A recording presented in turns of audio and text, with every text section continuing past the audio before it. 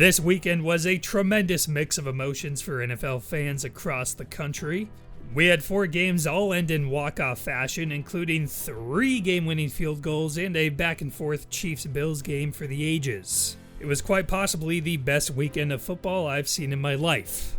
But there was one thing hanging over it all, and that was the question of whether that great football weekend would be the final time we watched Tom Brady play. Leading up to the Rams-Bucs game, rumors of retirement began to crop up.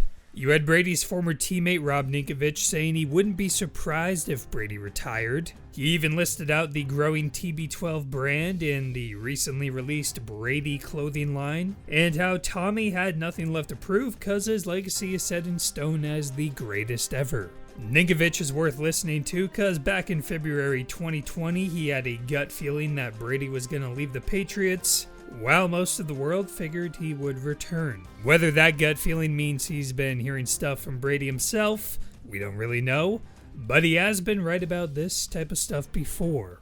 You want to know another person on top of these type of things? ESPN reporter Jeff Darlington, the reporter who quite possibly has the best sources out of the Tom Brady camp. Darlington was another person telling the world to get ready for a Brady New England departure before anyone else really. And on Sunday he dropped a report saying Brady's departure is a topic that quietly has come up within the Tampa Bay organization for weeks now. And there's been internal uncertainty about what the future holds for the 7-time Super Bowl champion and all-time NFL passing leader. Brady, age 44, plans to take some time after the season ends, a month or longer, to assess how he feels physically and mentally, while also gauging his family's desires. This is all a bit shocking because Brady earlier this season said he would play next year and maybe a year or 2 after that, and he even thought he was capable of playing until he was 50. The key though is what he said after that, which was the overriding factor being his family and what he's missing out on with them. And the most damning piece of evidence is straight from the horse's mouth. Brady said on the Let's Go podcast that it pains Giselle to see him get hit, and she deserves what she needs from him as a husband, and his kids deserve what they need from him as a dad. He also said it's not always about what he wants, it's about what they want as a family. Back in 2018, he told Giselle he wanted to win 2 more rings after she begged him to retire.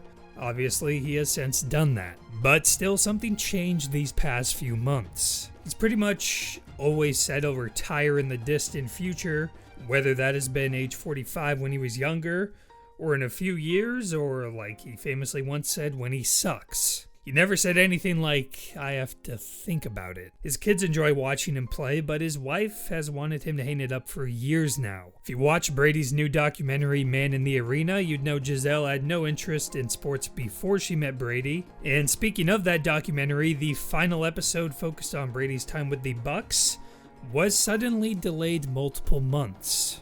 The director said Brady wanted time to reflect, giving away yet another sign that retirement is coming. Now, the positive spin on all this, at least from a football or Brady fan perspective, is that Giselle has been trying to get him to retire since at least as far back as 2017.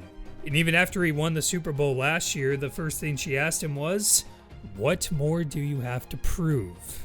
He then went on to play at an MVP level at the age of 44. So I personally hope we see him play again, but for now, it might be time to accept that we might have just witnessed the final game of Tom Brady's career. A game that brought back memories of his career as a whole. For much of the game, he was getting destroyed behind a ravaged O-line that looked eerily similar to the 2015 AFC Championship, when his center Brian Stork was tipping the snap and Von Miller was having a party in the backfield. This weekend, Aaron Donald decided to co-host that party with Miller. Then weird stuff started to happen. All of a sudden, we had a massive deficit of 27-3, a number looking like it was destined to go down in meme history, just like its older brother 28-3, once it started to wither away. We had the 55-yard bomb to Mike Evans over Jalen Ramsey that brought back memories of Brady to Moss for the touchdown record, and everything looked like it was lining up for another Tom terrific finish.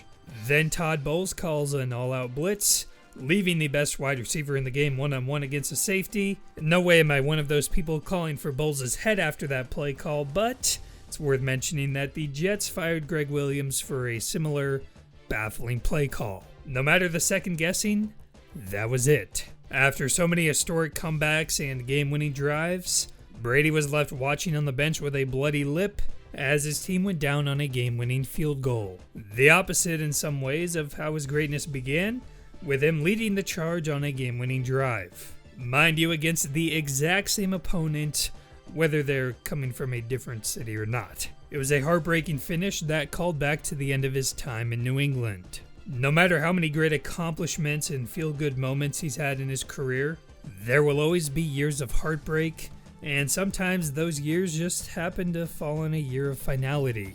Brady has done a great job of limiting those heartbreak years, better than any quarterback in history. After all, there was no greater reminder for that than the previous day, when the supposed Super Bowl favorite Green Bay Packers went down with Aaron Rodgers undergoing yet another year of disappointment. A year that marks the 11th in a row without a ring. So what could be next for Brady? I've seen some people speculate online that he could be going to another team. That isn't going to happen for a few reasons. For one, he signed an extension last year that puts him under contract for the Bucs in 2022. So the only way he signs with a new team is a ceremonial one-day contract with the Patriots, something I'm sure Robert Kraft would want. And if you think he's going to force a trade, that would also be unlikely, because he said previously that he wants to stay in Tampa through retirement, and that's where his family is going to be as well. I've also seen some people with theories about him coaching, and Brady has previously said hell no when the idea of coaching has come up.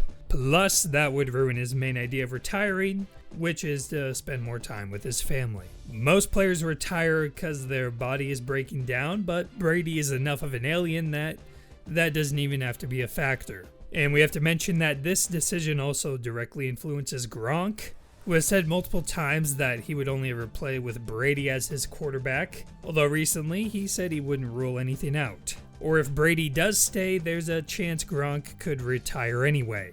Brady also said in the podcast that if he feels like he isn't committed to playing at a championship level, then it's someone else's chance to play. With all the reports from those close to him and what he said himself recently, sounds like one foot is out the door, and Giselle has finally convinced him that now is the time for his commitment to shift from football to family. The real reason Tom Brady is retiring is because he can't stand the smell of Bruce Arians' farts. They are much more acidic than Belichick's.